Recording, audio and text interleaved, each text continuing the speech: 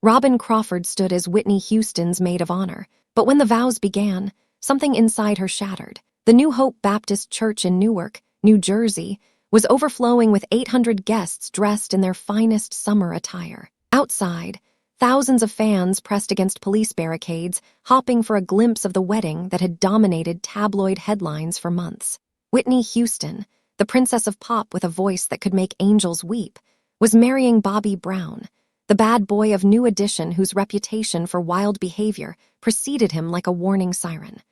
Robyn stood at the altar in her lavender bridesmaid gown, watching her best friend prepare to bind her life to a man she had known for barely 3 years. The man who would eventually help destroy everything Whitney had built. But on that sweltering July afternoon, as gospel music filled the sanctuary and camera flashes exploded like fireworks, Robyn Crawford wore the smile she had perfected over 12 years of hiding her true feelings. The smile that said she was happy for Whitney, that this was exactly what her friend needed, that Bobby Brown was the right choice. It was the greatest performance of Robyn's life, and every second of it was a lie. To understand how Robyn Crawford ended up standing at that altar watching the woman she loved marry someone else, you need to go back 3 years to a night in Los Angeles, when Whitney Houston's carefully constructed world first began to crack. The year was 1989, and Whitney was at the absolute peak of her powers. Her second album had sold over 20 million copies worldwide. She had just completed a sold-out world tour. Magazine covers called her the most beautiful woman in entertainment, and her voice was considered one of the greatest natural instruments in musical history. She was untouchable, perfect, and completely alone. Whitney's management team, led by her father John and guided by music mogul Clive Davis, had crafted an image so pristine it bordered on inhuman. She was America's sweetheart, the girl next door who just happened to have the voice of an angel. Every interview was scripted, every public appearance choreographed, every relationship carefully managed to maintain the illusion. And standing in the shadows of every photo shoot, every recording session, every triumphant concert performance was Robyn Crawford. They had met 9 years earlier at a summer camp in East Orange, New Jersey. Whitney was 16 and already modeling for Wilhelmina. Robyn was 19 and working her way through college. The connection between them was instant and electric, something neither girl had experienced before. That summer, they fell in love in the way that only teenagers can fall in love, with complete abandon and zero awareness of consequences. They moved in together, built their lives around each other, and when Whitney's music career exploded, Robyn became her assistant, her creative director, her gatekeeper, and her closest confidant. But in 1982, right after Whitney signed her record deal with Clive Davis, everything changed. Whitney came to Robyn's house with a blue Bible in her hands and tears in her eyes. She said they couldn't be physical anymore, that the music industry would use their relationship to destroy Whitney's career before it even started. She was right, of course. This was the 1980s, and America wasn't ready for its pop princess to be anything other than heterosexual and wholesome. So they buried their romantic relationship, wrote letters to each other inside that blue Bible, and tried to move forward as best friends instead of lovers. For 7 years, that arrangement worked. Until the night Bobby Brown walked into Whitney's life. The 1989 Soul Train Music Awards were held at the Shrine Auditorium in Los Angeles on a warm March evening.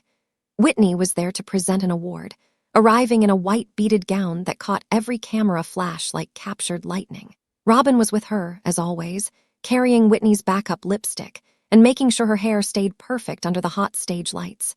They had been doing this dance for so long that Robyn could anticipate Whitney's needs before Whitney even knew she had them.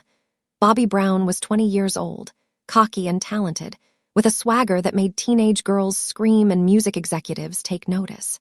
His album, Don't Be Cruel, had dominated the charts for over a year. That night, he performed My Prerogative with such raw energy that even Robyn, who normally paid attention only to Whitney, found herself watching him move across the stage. He was magnetic in a way that felt dangerous, like a beautiful car crash you couldn't look away from. When Whitney and Bobby met backstage after the show, something shifted in the air. Robyn felt it immediately, that electric charge of attraction that she remembered from the summer she first met Whitney. Bobby looked at Whitney like she was the only woman in the room, and Whitney, who had spent years being looked at by millions without really being seen, responded to his attention like a flower turning toward the sun. They talked for 20 minutes while Robyn stood nearby pretending to review Whitney's schedule. Bobby was funny and self-deprecating, nothing like the wild child the tabloids portrayed. He told Whitney she was the most talented singer he had ever heard, but what he really loved was her laugh. He said she should laugh more often, that she seemed too serious for someone so young. Whitney blushed, actually blushed, in a way Robyn hadn't seen in years. When they finally left the venue that night, Whitney was quiet in the car. Robyn knew that silence. It meant Whitney was processing something important, turning it over in her mind like a Rubik's Cube until all the colors lined up. Finally, Whitney spoke. "He's different, Robyn. He didn't treat me like Whitney Houston. He treated me like Nippy." Nippy was Whitney's childhood nickname, the name her family used before the world knew her as a superstar. Robyn had always called her by her full name, respecting the boundary between their private past and professional present. But Bobby, in 20 minutes, had somehow earned the right to use that intimate family name. Robyn should have been more worried. She should have asked more questions. But what she felt instead was relief. For 7 years, Robyn had been carrying the weight of their secret history, watching Whitney date men for publicity while still sharing a bed with Robyn when they traveled. It was exhausting, maintaining the fiction of heterosexuality while everyone around them whispered about what they really were to each other. If Bobby Brown was someone Whitney could actually love, someone who could give her the normal life she claimed to want, then maybe Robyn could finally step back from the exhausting role of secret lover and just be Whitney's best friend again. What Robyn couldn't know, was that Whitney had been keeping an even bigger secret from her. For the past 8 months, Whitney had been secretly seeing Jermaine Jackson, Michael's older brother. They had met during a recording session, and the attraction was immediate. Jermaine was still married, which made the relationship even more dangerous and exciting. They would meet in hotel rooms, talk on the phone late at night, plan a future that could never really exist because Jermaine wasn't willing to leave his wife. When Robyn found out months later, it wasn't from Whitney. It was from Sylvia, Whitney's new assistant, who mentioned it casually while organizing Whitney's phone messages. Robyn felt betrayed in a way she hadn't felt since Whitney ended their physical relationship. If they were truly best friends, why hadn't Whitney told her about Jermaine? Why did Robyn have to hear about it secondhand like some employee instead of the person who had known Whitney since before fame changed everything? When Robyn finally confronted Whitney about Jermaine, Whitney's response was defensive and dismissive. "I didn't think you'd understand. You judge my choices." It was the first real crack in their friendship, a hairline fracture that would eventually split wide open. Robyn had always been Whitney's moral compass, the person who reminded her of who she was before the cocaine started, before the yes men surrounded her, before every decision was filtered through what would sell records. But now Whitney wanted someone who wouldn't judge, who would just let her live without commentary. Bobby Brown was that someone. Their relationship moved fast, fueled by physical chemistry, and the thrill of being with someone the tabloids told them they shouldn't be together. Whitney was classy and refined. Bobby was street and rough. Whitney's team hated him from day one. Clive Davis, who had built Whitney's career note by note, saw Bobby as a distraction at best and a disaster at worst. Whitney's mother, Sissy, who had strong opinions about everything her daughter did, thought Bobby was beneath Whitney's standards.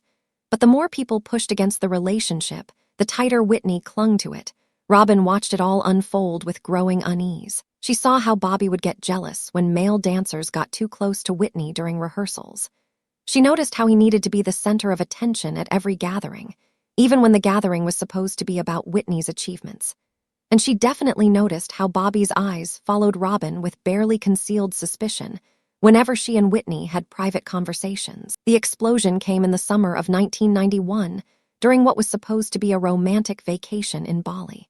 Whitney, Bobby, Robyn, and Sylvia had flown to Indonesia for a week of rest before Whitney's next album launch. The plan was simple: beaches, massages, and quality time away from the constant pressure of fame. What actually happened would change everything. On the third night of the trip, Whitney and Bobby had been drinking by the pool. The conversation turned intimate, the way it does when alcohol loosens tongues and inhibitions. Bobby started asking about Whitney's past relationships, really digging into who she had been with before him. And Whitney, who had been carrying the weight of her secret with Robyn for nearly 10 years, decided it was time to tell the truth. Sylvia was in the villa's kitchen when she heard Bobby shouting. "You knew about this all this time." Bobby's voice carried through the open windows, sharp with betrayal and rage. Sylvia walked into the living room to find Bobby standing over Sylvia's own luggage, throwing clothes around like he was looking for something. His face was twisted with an emotion Sylvia couldn't quite read, somewhere between hurt and fury. "You knew about Robyn and Whitney." Sylvia, who genuinely had no idea what Bobby was talking about, stammered that she didn't know anything about anyone. Bobby demanded his passport, said he was leaving, that he couldn't be around people who had been lying to him. Whitney was crying, begging him not to leave, explaining that it was in the past, that it didn't matter anymore because she loved him now.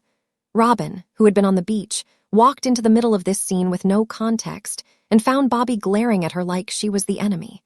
The energy in that villa was poisonous, thick with accusations and broken trust. Bobby left for his room and didn't come out for 2 days. When he finally did, he spoke to Robyn exactly once during the remaining 3 days of the trip. "You should have told me," he said, his voice flat and cold. "I had a right to know." What Bobby didn't understand, what he perhaps never understood, was that it wasn't Robyn's secret to tell. Whitney had made the choice to bury their romantic relationship, to present herself as eternally available to men, to build a career on the foundation of a lie she told to protect herself. Robyn had simply honored Whitney's choice, even when that choice meant standing silently by while Whitney built a life that had no room for Robyn's truth. When they returned from Bali, the dynamic between the three of them had fundamentally changed. Bobby now saw Robyn as a threat, a reminder of a part of Whitney's life he couldn't control or compete with. He started making comments about how much time Robyn spent with Whitney, questioning why Whitney needed an assistant who was also her best friend, suggesting that maybe it was time for Robyn to step back and let Whitney have a more traditional relationship. And Whitney, caught between her history with Robyn and her future with Bobby, started slowly choosing Bobby. It was death by 1,000 cuts. Whitney would tell Robyn she was too busy to talk, then Robyn would see her laughing with Bobby on the phone. Meeting times would get moved or canceled because Bobby wanted to do something spontaneous. And most painfully, Whitney stopped confiding in Robyn about important decisions, seeking Bobby's opinion instead. The wedding announcement came in early 1992. Whitney and Bobby were getting married in July at the New Hope Baptist Church. 800 guests. Live television coverage. The whole American fairy tale. And Whitney wanted Robyn to be her maid of honor. Robyn said yes, of course. What else could she say? Refusing would mean admitting that watching Whitney marry Bobby would break something inside her that could never be fixed. So she said yes, she would be honored. She was so happy for Whitney. She knew Bobby was exactly what Whitney needed. Every word was ash in her mouth. The months leading up to the wedding were a special kind of torture. Robyn helped Whitney pick out bridesmaid dresses, knowing she would be wearing one herself. She attended wedding showers, where Whitney's friends gushed about how perfect Bobby was for her, how they balanced each other out, how love conquered all. She stood next to Whitney for fittings of Whitney's custom wedding gown, a magnificent creation of silk and pearls that cost more than most people earned in a year. And through it all, Robyn kept her face carefully neutral, her voice supportive, her demeanor that of the perfect best friend who was thrilled to see her friend find happiness. Nobody knew that some nights, Robyn would lie in bed replaying memories of summers in East Orange when she and Whitney were just two girls who loved each other without shame or fear. Nobody knew that she still had the blue Bible Whitney had given her, still read the letters they had written to each other about forever. The night before the wedding, Whitney called Robyn at 2 a.m. She couldn't sleep, she said. Could Robyn come over? They needed to talk. Robyn drove through the empty streets of Newark to Whitney's hotel suite, her heart pounding with hope and dread in equal measure. Maybe Whitney was having second thoughts. Maybe she realized this was a mistake. Maybe, just maybe, there was still a chance for them. What Whitney actually wanted was to make sure Robyn was okay with everything. She needed Robyn's blessing, needed to hear that their friendship would survive this marriage, needed reassurance that Robyn wasn't angry or hurt. And Robyn, who had become an expert at hiding her feelings over the past decade, gave Whitney exactly what she needed. "I'm not going anywhere, Nip," Robyn said, using the family nickname for the first time. "I'll always be here for you." Whitney cried, said she loved Robyn so much, said she didn't know what she would do without her. They held each other like they used to, like two people who had shared everything and now had to pretend that everything was normal. When Robyn left that hotel suite at 4 a.m, she knew something had shifted permanently. This was goodbye to the Whitney who had been hers. Tomorrow, Whitney would belong to Bobby Brown, and Robyn would have to figure out how to be just the best friend, just the assistant, just the person on the sidelines instead of the partner in the center of it all. July 18, 1992 dawned hot and humid, the kind of summer day that makes makeup run and silk stick to skin. Robyn arrived at the church at 8 in the morning for hair and makeup, wearing her lavender maid of honor dress and the bravest face she had ever worn. The other bridesmaids were giddy with excitement, trading gossip about which celebrities had been spotted arriving, speculating about what Bobby would be wearing, debating whether Whitney would cry during the vows. Robyn stayed quiet, letting their chatter wash over her like background noise. When Whitney arrived at 9, she looked like every bride's fantasy come to life. Her dress was a princess confection with a 10-foot train. Her hair was pulled back in an elegant updo with fresh flowers woven through the curls. Her makeup was flawless, highlighting the natural beauty that had made her a model before she was a singer. She was radiant, glowing, absolutely stunning. And when Whitney saw Robyn, her face lit up even more. "There's my girl," she said, pulling Robyn into a hug that lasted just a beat too long. "I can't do this without you." Robyn held her, breathing in the familiar scent of Whitney's perfume, memorizing the feeling of Whitney in her arms because she knew moments like this were numbered now. "You won't have to," Robyn promised. "I'm right here." Ceremony itself was a blur of gospel music and readings from Corinthians about love being patient and kind. Robyn walked down the aisle ahead of Whitney, her eyes carefully avoiding Bobby's as she took her place at the altar. Then came the moment everyone had been waiting for. The wedding march began, and Whitney appeared at the back of the church on her father's arm. The entire congregation rose to their feet. Cameras flashed. Women dabbed at their eyes with tissues. Robyn watched Bobby's face as Whitney walked toward him. He looked genuinely moved, tears in his eyes, a soft smile playing at his lips. In that moment, Robyn could almost believe that he truly loved Whitney, that he would take care of her, that Robyn's fears were just jealousy talking. Almost. But then the vows began, and Robyn felt something inside her chest crack clean through. "Do you, Whitney Elizabeth, take this man to be your lawfully wedded husband?" The pastor's voice boomed through the church. Whitney's response was soft but clear. "I do." 2 words that changed everything. 2 words that meant Whitney was choosing a future that didn't include Robyn the way it used to. 2 words that felt like a door closing. Robyn's vision blurred with tears she absolutely could not let fall. Not here, not now, not in front of 800 people and television cameras. She dug her nails into her palm, using physical pain to ground herself, to keep herself together just a little bit longer. Just through the ceremony. Just through the reception. Just through today, when the pastor said, "You may kiss the bride," and Bobby dipped Whitney back in a dramatic movie kiss that made the crowd roar with approval, Robyn felt herself splitting into 2 people. There was the Robyn who was clapping and smiling, who hugged Whitney afterward and told her she had never looked more beautiful. And then there was the real Robyn, the one who was drowning in a sea of grief so profound she couldn't see the bottom. Later, people would tell her she gave a wonderful toast at the reception, that her words about Whitney's strength and beauty brought tears to people's eyes. Robyn had no memory of what she said. She was on autopilot by then, performing the role of supportive best friend while everything inside her screamed. The first year of Bobby and Whitney's marriage was when Robyn learned what it meant to truly lose someone while they were still alive. Bobby's jealousy of Robyn intensified after the wedding. If Whitney mentioned having lunch with Robyn, Bobby would suddenly need Whitney to run errands with him. If Robyn called, Bobby would answer Whitney's phone and say she was busy. Most painfully, Bobby started inserting himself into Whitney's professional life, attending recording sessions where his opinion wasn't needed, changing arrangements that Robyn had helped plan, generally marking his territory like a dog pissing on a tree. And Whitney let it happen. Maybe she was trying to prove something to Bobby, or to herself, or to the world.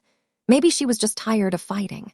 But slowly, methodically, she started pushing Robyn to the periphery of her life.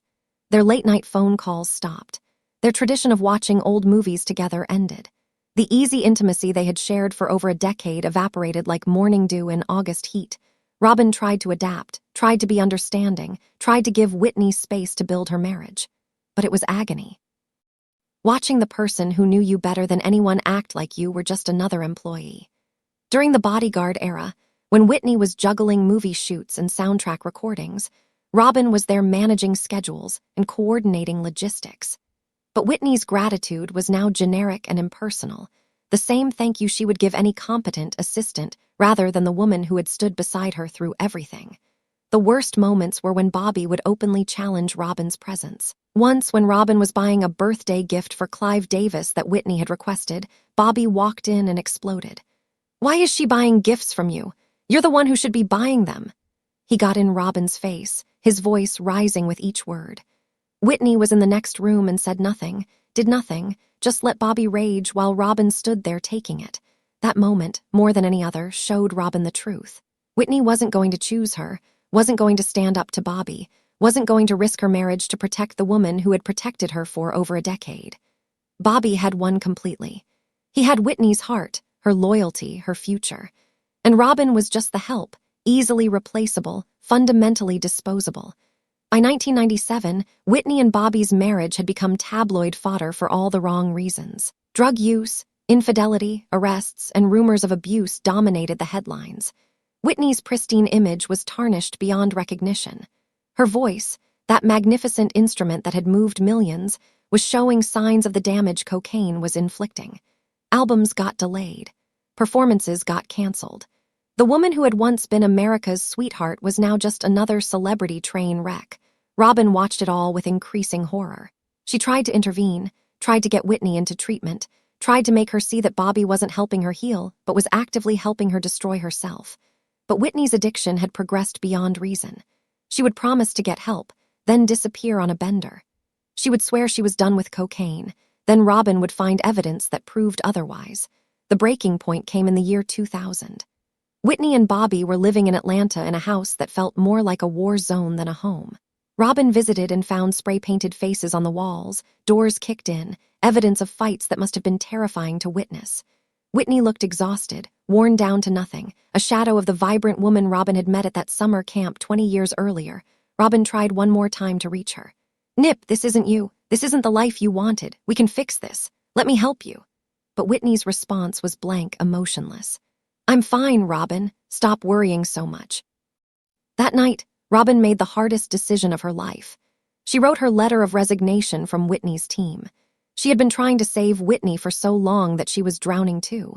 If she didn't get out, she would be destroyed right alongside the woman she loved. So she saved herself instead. When Robyn handed in her resignation, Whitney said they would talk about it more, that they would find time to really discuss what was happening.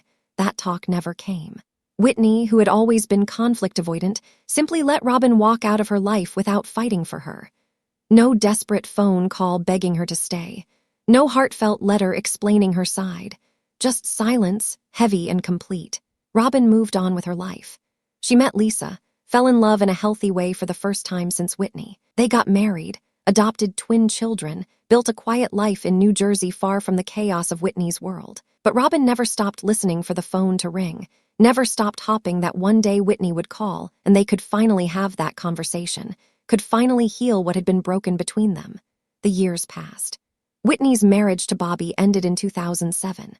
Her career continued its downward spiral. And then came February 11, 2012, when Robyn's phone rang with the news that Whitney had drowned in a bathtub at the Beverly Hilton Hotel. Just one day before the Grammy Awards, just hours before Clive Davis's party that Whitney was supposed to attend, Robyn Crawford had waited 12 years for Whitney Houston to come back to her. In the end, Whitney came back as a ghost. Now, in 2019, Robyn finally broke her silence. Her book, A Song for You, My Life with Whitney Houston, told the truth about their relationship, about the love they shared as teenagers, about the Bible that ended their physical intimacy, about standing at that altar in 1992 watching Whitney marry someone else, about the slow, painful death of their friendship, about waiting for a call that never came. When asked about being Whitney's maid of honor, Robyn's answer was honest in a way that cut to the bone. "I felt that I was losing her. When a woman gets married, you lose them because they're committed to their marriage entirely.